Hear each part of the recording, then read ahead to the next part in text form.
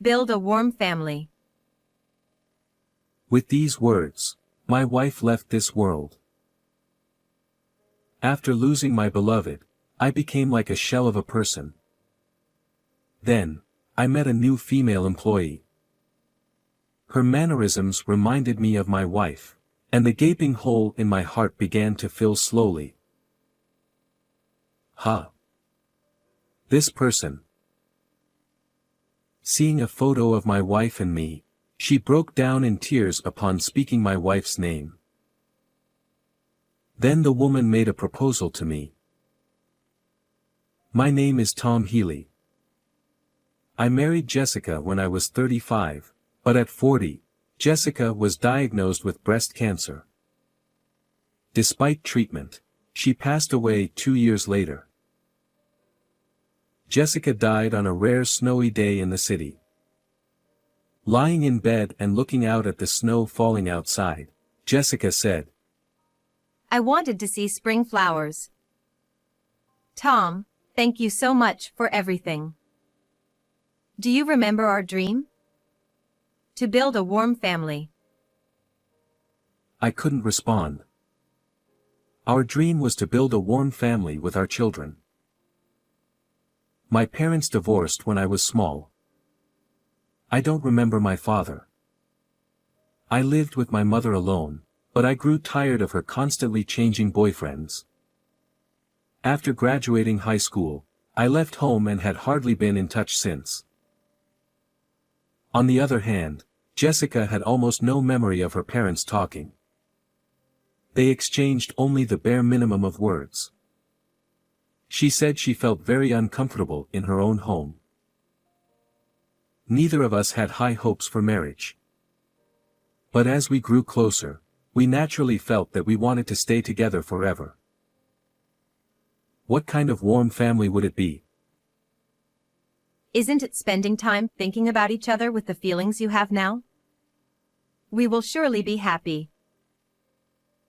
I remember Jessica saying this with a sparkling smile. Life was truly enjoyable and happy after we married. We didn't have children yet, but we were happy just with the two of us. We were supposed to build an even warmer family with our future children. Why did she get breast cancer? Why did she have to die before me? I wanted to build a warm family with Jessica. Did she understand what I was thinking? Jessica looked at me with a sad expression. Jessica, I will always cherish you. I chose my words carefully, trying to convey my feelings so as not to worry her. Jessica smiled gently and nodded. I will watch over you from above as you live happily. With these words, Jessica quietly passed away, as if being absorbed by the cold sky. After Jessica died, I lost the will to live. I had no appetite or energy. I didn't want to see anyone, and honestly, I wanted to stay shut in at home, but I remembered Jessica's words about watching from above and somehow managed to go to work. In April, when the cherry blossoms were in full bloom, a few new employees were assigned to our department. As the leader, I was in charge of the new recruits. The young one's enthusiasm somewhat helped to mask my sadness over Jessica's death. Come on, let's try doing it like the senior. Among the newcomers was a standout. Claire Hanks. She was bright, confident, and tackled her work without hesitation, leading the other new employees. Don't be afraid of making mistakes. You won't know if you can do it unless you try it yourself. Claire, where are you coming from with that perspective? Claire stuck out her tongue playfully. I couldn't help but smile along. Come to think of it, Jessica used to say that often. Don't put a lid on your potential. First, you need to try it yourself. Claire's positive attitude reminded me of Jessica. Today was the new employee welcome party. Leader, may I sit next to you? Claire sat next to me. Claire, can you drink alcohol? What are you talking about? Of course. Despite saying that, Claire was already tipsy after just one glass of beer. Don't drink too much. Yes. You're like a father figure, leader. I was a little startled to be called father. I wasn't planning to walk through life with anyone other than Jessica, and I probably wouldn't become a father. But somehow, the word father felt warm and made me happy. Oh, Tom, you're left-handed, aren't you? Claire was exaggeratedly surprised. Left-handedness isn't that rare these days. Young people do unexpected things, which is interesting. As I thought this, Left-handed people are said to have good intuition. So I'll consult you, leader. I couldn't believe my ears. Many people say that left-handed people are smart and skilled, but I had only heard about intuition from one person, Jessica. Who told you that left-handed people have good intuition? I asked Claire hesitantly, but she was too drunk to hear my question and started talking about herself. I've fallen for someone, but I don't know what to do. Claire recently reconnected with a classmate from elementary school and developed feelings for them. She had never liked anyone before and was confused about how to handle these feelings. The fact that she had never liked anyone before caught my attention, but Claire was cheerful and spoke in her usual manner, so I didn't interrupt her. From what I heard, her old classmate, who knew Claire from childhood, seemed to genuinely care about her and was a very nice man. I advised her to express her feelings to the person she liked since she had finally found someone she liked. Being close to someone you like makes you happy every day. That sounds nice. Do you think I can be happy too? I couldn't shake the feeling that Claire had some shadows in her. 1 month after the drinking party, Claire came to me during lunch break. Actually, about the person I consulted you about before, we've started dating. That's great. Her beaming smile made me happy too. So, I have a favor to ask of you. Claire wanted to have a meal with her boyfriend and me. Me too. It was to thank me for helping her start dating. Apparently, she had already gotten her boyfriend's approval. If he said it was okay, then it should be fine. I was home alone anyway, and being with young people gave me energy, so I gladly agreed to meet with them. He was exactly as I had intuitively sensed, thoughtful of Claire and left a very good impression. The young man was very friendly. As we talked about various things, we discovered that we both shared a love for fishing.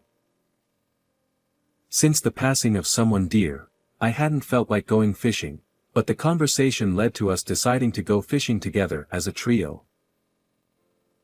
Both the young man and Claire grew fond of me, and before I knew it, I became close to both of them, even going out and drinking together with the young man.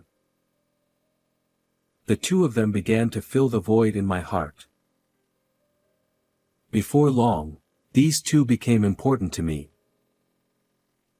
2 years later, one day during lunch, while I was leisurely gazing at the sky from an outdoor bench, someone approached me. We're getting married. Oh, congratulations. I was surprised by the sudden news, but seeing how happy Claire looked, I couldn't help but recall the sight of someone else in a wedding dress. Is Claire going to wear a pure white wedding dress too? Even though Claire wasn't my actual daughter, I felt an emotional connection. Noticing my silence, Claire began speaking rapidly. She talked about how they recently visited a wedding venue, how the sample meal was so delicious she almost fell off her chair, and how she would soon be trying on dresses. What color of dress do you think would suit me? My wife wore 2 dresses, a pure white wedding dress and a pink one.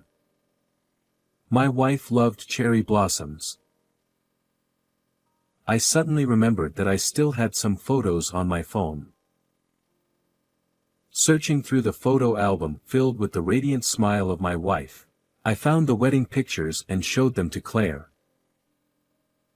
Huh? This person. Jessica?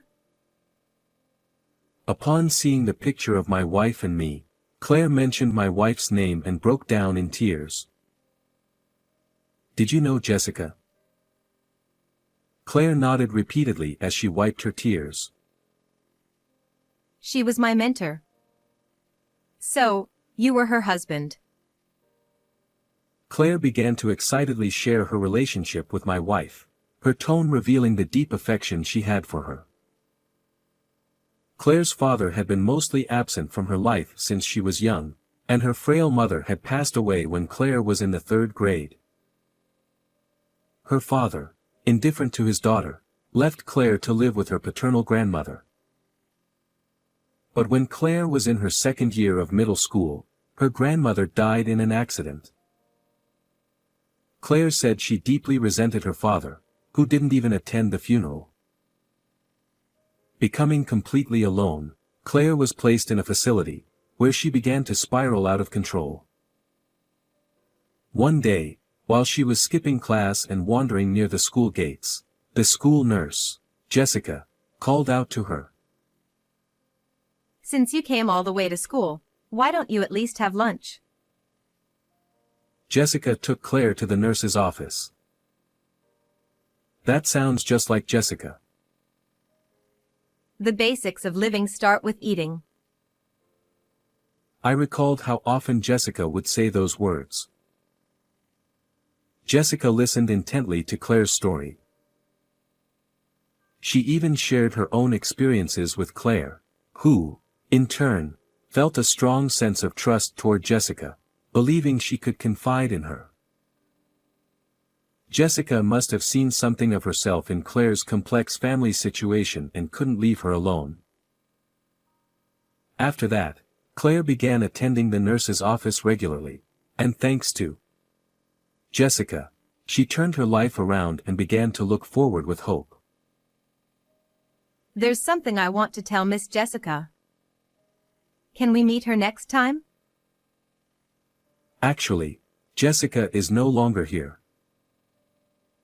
I explained to Claire that Jessica had passed away from breast cancer 3 years ago. Claire lowered her head. Tears that had stopped earlier fell to the ground once more. After a while, Claire looked up with a determined expression and spoke directly to me. Would you attend the wedding as my father? Wait a minute.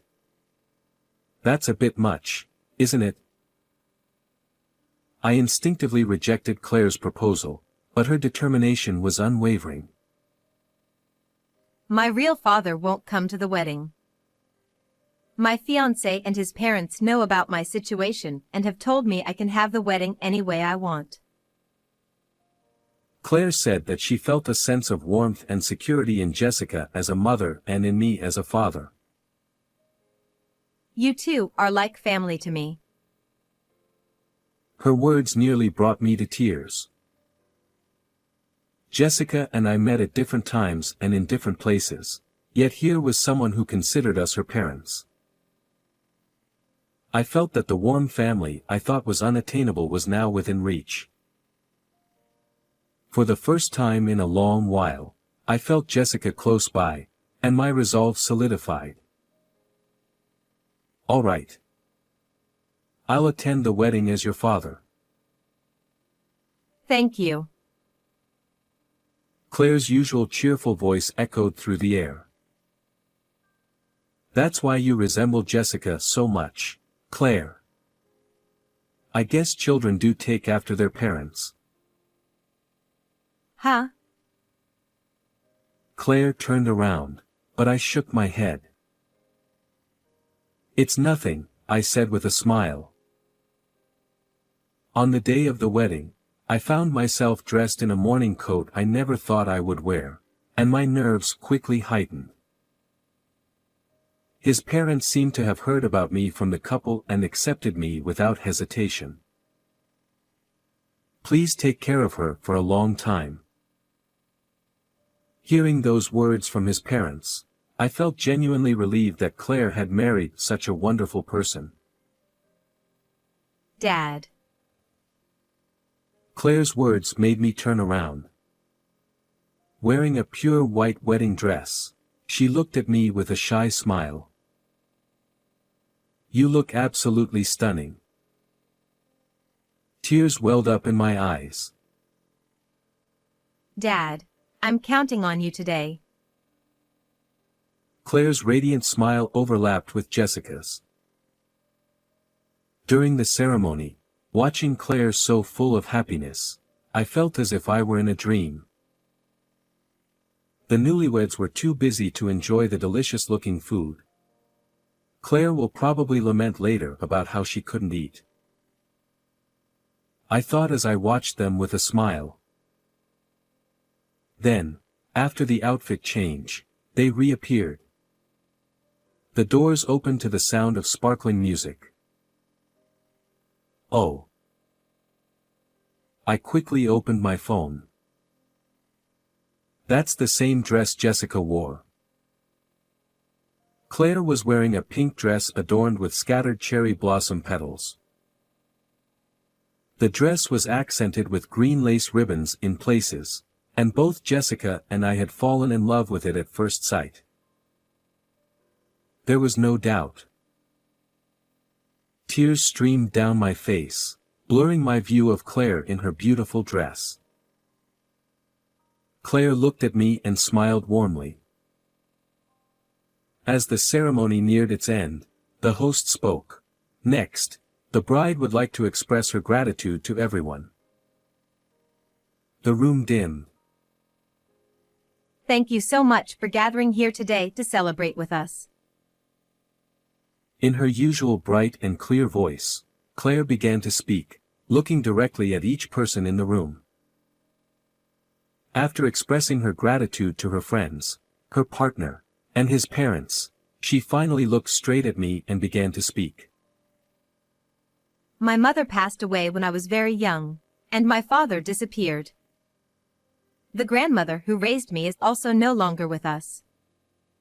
When I had lost hope in life, it was a school nurse in middle school who saved me. She was the wife of Tom, who is here today as my father. Claire spoke slowly, sharing how much Jessica had helped her, how she felt a mother's love from Jessica, and how she had lived her life wanting to be like her. And Tom, who is here as my father today, is my boss at work. Without knowing that he was Jessica's husband, Claire mentioned that she felt a sense of familiarity with me and that she had grown close to me and even treated me like her real father. Dad, how do I look in my dress? Claire asked me. The staff handed me a microphone. You look absolutely beautiful. I'm sure Jessica is very happy too. Jessica passed away in February when it was snowing. She loved cherry blossoms, and she was very sad that she wouldn't see them bloom again. Claire, I hope you and your husband will celebrate many springs together. I'm sure your real parents would wish the same. Holding back tears, I conveyed my message as best as I could. Claire broke down in tears. I felt bad, considering how perfectly her makeup had been done. But I wanted Claire to understand that she was here because of her real parents. I wanted her to realize this at such a significant moment in her life. After a while, Claire lifted her head, looked at me, and nodded firmly. Even though I am who I am, I will do my best to be someone you can continue to think of as a father. Please take care of me, Claire.